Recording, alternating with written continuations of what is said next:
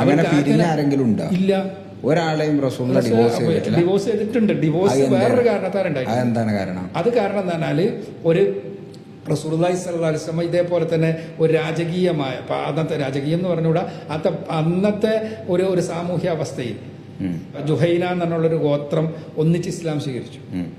അന്ന് ആ ഇസ്ലാം സ്വീകരിച്ച ഗോത്ര നേതാവിന്റെ ഒരു പവറാണ് എന്ത് പിന്നെ ഇത് ഒരു ഇസ്ലാമിക രാഷ്ട്രത്തിന്റെ ഭാഗമാണല്ലോ അയാൾ ഇസ്ലാം സ്വീകരിക്കുമ്പോൾ.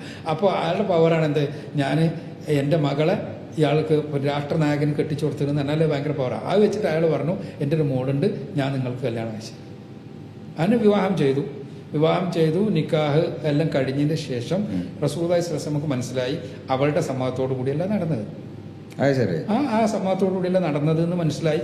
അവരെ വീട്ടിൽ കൊണ്ടുവന്നതിന് ശേഷമാണ് അത് മനസ്സിലായത്.